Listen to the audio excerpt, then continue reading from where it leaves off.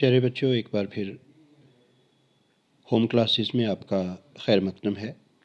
इससे पहले हम क़वाइद तदरीस के हवाले से इसम यानी नौन की तदरीस के हवाले से बात कर चुके हैं। हमने कुछ बात की थी कि तज़कीर व तानीस के कायदे क्या हैं, यानी कि क्या रूल्स एंड रेगुलेशंस हैं। लेकिन आज हम जो टॉपिक आपके साथ डिस्कस करेंगे वो एक ऐसा मौजू है जो बहुत ही अहम और हमारी 8वीं जमात के दूसरे जो चैप्टर है उर्दू का, उसके आखिर में जो मशक दी गई है क़वाइद के हवाले से यानी ग्रामर के हवाले से, उसमें ये शामिल है। तो आज हम थोड़ी सी बात उस पर करेंगे, क्योंकि आप सारे जानते हैं कि क़वाइद के मुख्तलिफ़ रूप हैं जो हम पहले भी बात कर चुके हैं। मैं आपको ये भी बता चुका हूँ कि इसम की मुख्तलिफ़ किस्में हैं, तो उन्हीं किस्मों में से एक किस्म जो इसम की है वो इसमें सिफत है। आपकी जो दरसी किताब है J&K board of school education की, उसके सफ़ा नंबर 15, जी हाँ 8वीं जमात की किताब के सफ़ा नंबर 15 पे इसमें सिफत बनाने की बात की गई है। कुछ लफ्ज़ दिए गए हैं और एक मिसाल दी गई है, कल्ब से कल्बी सिफत बनाया गया है। तो आज हम बात करेंगे कि इसमें सिफत होता क्या है और कैसे हम आसानी से ये जान सकते हैं कि कौन सी सिफत क्या है और किस तरीके से ये काम करती है।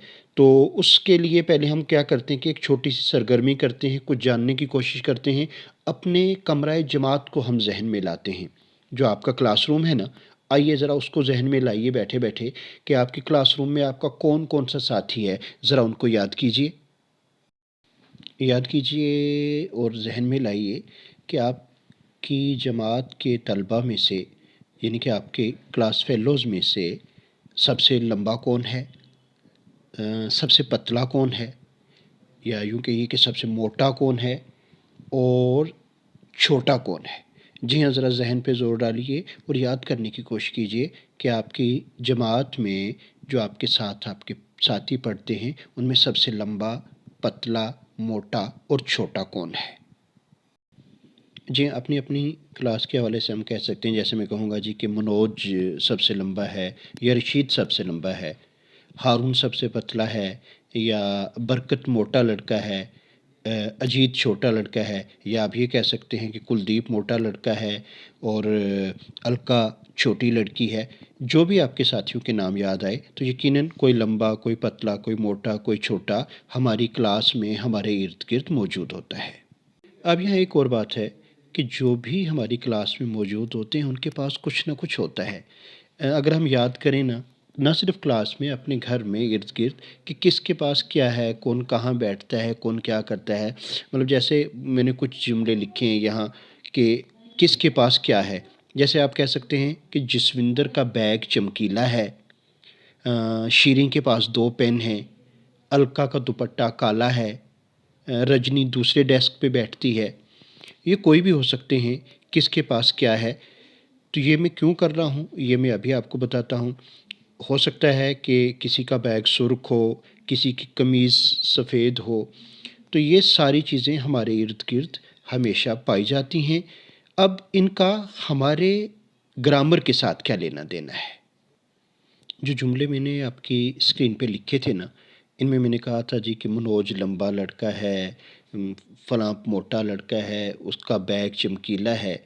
ये जो लफ्ज़ है ना लंबा, यानी कि ये जो कलमे लंबा, मोटा, पतला, काला, चमकीला, छोटा वगैरह, या था लफ्ज़ के दूसरा है, दूसरे डेस्क पे बैठा है, 2 पेन हैं। तो ये जो तमाम कलमे हैं या ये जो तमाम लफ्ज़ हैं, लंबा, मोटा, पतला, काला, चमकीला, दूसरा, ये ऐसे कलमे हैं जिनसे किसी शख्स या चीज़ की कैफ़ियत, हालत या गिनती ज़ाहिर होती है। समझ रहे हैं ना मेरी बात। जैसे कहा कि उसकी हालत क्या है, वो पतला है, इसकी गिनती कितनी है, उसके पास 2 पेन हैं, उसकी कैफ़ियत क्या है, उसका बैग चमकीला है।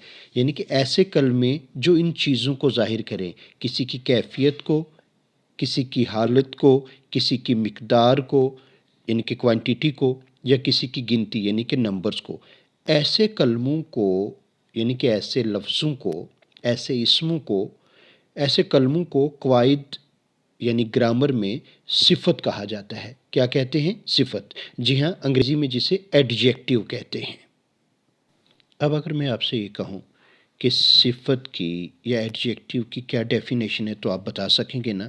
جی ہاں، اگر ہم اس کی تعریف یا ڈیفینیشن کی بات کریں تو ہم یہ کہہ سکتے ہیں کہ ایسے کلمے یا الفاظ جن سے کسی شخص یا چیز کی کیفیت، حالت، مقدار یا گنتی ظاہر ہوتی ہے، ایسے کلموں کو قواعد یعنی گرامر میں صفت کہتے ہیں۔ میری بات سمجھ آئی آپ کو؟ یعنی کہ ایسے تمام لفظ جو کسی چیز کی حالت کو، اس کی کیفیت کو، اس کی مقدار کو یا اس کی گنتی کو ظاہر کرتے ہوں، تو ایسے کلموں کو قواعد یعنی گرامر میں صفت کہا جاتا ہے۔ یہ ہوگی ڈیفینیشن۔ یہ تو ہمیں پتہ چلا کہ جو لفظ کسی کی کیفیت یا حالت بتاتا ہے اسے صفت کہا جاتا ہے، لیکن جس کی کیفیت یا حالت بتاتا ہے اسے کیا کہتے ہیں؟ تو اس میں صفت کے استعمال سے جس کسی بھی شخص یا چیز کی یا مقام کی حالت، کیفیت، تعداد یا مقدار معلوم ہو، اس شخص یا اس چیز کو موصوف کہا جاتا ہے۔ جی ہاں، یعنی کہ جس کی صفت بیان کی جائے اس کو موصوف کہا جاتا ہے۔ یہاں ایک بات اور بتاؤں گا کہ جو یہ اس میں صفت ہوتا ہے نا، یہ صفت اکثر اسم سے پہلے استعمال ہوتا ہے۔ جیسے میں نے کہا تھا نا کہ منوج لمبا لڑکا ہے، تو لڑکا اسم ہے، اس سے پہلے صفت استعمال ہوئی کیا؟ لمبا۔ جی ہاں، جسوندر کے پاس چمکیلا بیگ ہے، تو بیگ کی صفت بتا رہا ہے کون سا رنگ؟ چمکیلا۔ چمکیلا یہاں صفت ہو گئی اور بیگ موصوف ہوا۔ لمبا صفت ہو گئی، منوج جو ہے جس کی لمبائی بتائی گئی تھی وہ موصوف ہوا۔ یا اگر یہ کہیں کہ یہ درخت بہت اونچا ہے تو اونچا جو ہے وہ ہو جاتی ہے صفت اور درخت جو ہے وہ موصوف ہے۔ لیکن اب جو پچھلے 7.5-8 منٹ سے ہم ایک دوسرے کے ساتھ بات کر رہے ہیں تو دیکھتے ہیں کہ اس میں مجھے کتنا یاد ہے اور آپ کو کتنا یاد رہا۔ اب ان باتوں کا اعادہ یعنی کہ ریکیپچولیشن کر کے پھر تھوڑا سا آگے بڑھیں گے۔ صفت کی بات ہوئی تھی تو کیا آپ کو یاد ہے صفت کسے کہتے ہیں؟ جی بولیے۔ ہاں، بالکل ٹھیک یاد ہے جی آپ کو کہ صفت اس کلمے کو کہتے ہیں جو کسی بھی شخص یا چیز کی کیفیت، حالت، مقدار یا گنتی کو ہمیں بتاتا ہے کہ کون سی چیز لمبی ہے، چھوٹی ہے، پتلی ہے، موٹی ہے، کم ہے، زیادہ ہے، اس کی رنگت کیا ہے۔ یہ ساری چیزیں بتانے والے لفظوں یا کلموں کو صفت کہا جاتا ہے۔ بہت ٹھیک۔ تو اب سوال یہ پیدا ہوتا ہے کہ ہم نے موصوف کا بھی ذکر کیا تھا، تو موصوف کیا ہوتا ہے؟ صفت تو وہ کلمہ ہے جو کیفیت بتاتا ہے، لیکن جس کی کیفیت، حالت، مقدار یا گنتی بتائی جاتی ہے اسے کہتے ہیں موصوف۔ یعنی کہ اگر آپ یہ کہیں کہ ناریل ایک کھردرا پھل ہے، یا یہ کہیں کہ سیب میٹھا پھل ہے، تو یہاں سیب موصوف ہے اور میٹھا اس کی صفت ہے۔ اب یہ آپ مجھے بتائیں گے کہ صفت اکثر کہاں استعمال ہوتی ہے؟ اسم سے پہلے یا بعد؟ جی ہاں، صحیح فرمایا کہ صفت اکثر اسم سے پہلے استعمال کی جاتی ہے، کبھی کبھی بعد میں بھی ہوتی ہے لیکن اکثر پہلے ہوتی ہے۔ اب آگے بڑھتے ہیں تھوڑا اور۔ یہ دیکھیے آپ کی اسکرین پہ میں نے کچھ جملے لکھے ہیں اور 7 تصویریں ہیں۔ جیسے پہلا جملہ ہے، یہ ہرا شرٹ ہے، سونو شریر لڑکا ہے، یہ سخت پتھر ہے، یہ سفید ہاتھی ہے۔ ان میں دیکھیں لفظ استعمال ہوئے ہیں ہرا، شریر، سخت اور سفید۔ یہ اصل میں ہیں کیا؟ ذرا اب ان پہ بات کرتے ہیں۔ ان جملوں میں آپ اگر دیکھیں نا تو لفظ ہرا استعمال ہوا تھا کہ یہ ہرا شرٹ ہے، شریر استعمال ہوا، سخت، سفید۔ یہ ایسے کلمے یا لفظ ہیں جو موصوف کی بیرونی یا اندرونی کیفیت یا حالت کو ظاہر کرتے ہیں۔ دیکھیں میں نے کہا تھا نا ہرا شرٹ، تو ہرا کیا ہے؟ صفت، بالکل صحیح، اور شرٹ کیا تھا؟ موصوف۔ تو ہرا جو ہے یہ موصوف کی کیفیت یا حالت کو بتا رہا ہے کہ یہ شرٹ ہرا ہے۔ اور بھی بہت سے شرٹ ہیں، وہ گلابی بھی ہو سکتے ہیں، سیاہ بھی ہو سکتے ہیں، سفید، پیلے، کالے، بینگنی، کسی دوسرے رنگ کے ہو سکتے ہیں، لیکن یہ جو کیفیت ہے یا حالت ہے یہ خاص طور سے اس ایک شرٹ کی ہے۔ جملہ ایک اور تھا کہ سونو شریر لڑکا ہے، لڑکے اور بھی بہت ہیں، وہ شریر بھی ہو سکتے ہیں، نہیں بھی ہو سکتے، لیکن یہاں سونو کی شرارت کرنے کی عادت کی بات ہو رہی ہے، تو یہ جو لفظ ہے خاص طور سے سونو کی ذات سے متعلق ہے۔ یہ پتھر بڑا سخت ہے، تو پتھر تو عموماً سخت ہوتے ہیں، لیکن جو زیادہ سخت تھا اس کی بات کی گئی ہے، یا یہ ہاتھی سفید ہے۔ عموماً ہاتھی جو ہیں وہ گرے رنگ کے پائے جاتے ہیں، لیکن جس ہاتھی کی ہم نے بات کی اسی کی ایک مخصوص خاصیت ہم نے بتائی جو سفید تھا۔ تو ایسے تمام صفت جو موصوف کی یعنی کہ جس کی بات وہ کر رہے ہیں ان کی ذاتی حالت کو اگر بیان کرتے ہیں نا، تو اس صفت کو صفت ذاتی کہا جاتا ہے۔ جی ہاں، بات سمجھ آ رہی ہے نا؟ مثالیں میں نے آپ کو 4 دیں کہ سونو شریر لڑکا ہے، لڑکے اور بھی شریر ہو سکتے ہیں، اچھے بھی ہو سکتے ہیں، یہاں لیکن سونو کی ذات کی بات ہو رہی ہے کہ اس کی ذات کیسی ہے، وہ کیسا ہے۔ ذات مینز انڈیویجویلٹی، اس کی پرسنالٹی، اس کی شخصیت، تو وہ اس میں ذاتی ہو جاتا ہے کہ اس کی پرسنل کوالٹی یا اس کا پرسنل ٹریٹ یا اس کا پرسنل کریکٹرسٹکس ایسا ہے، ایسے صفت کو صفت ذاتی کہا جاتا ہے۔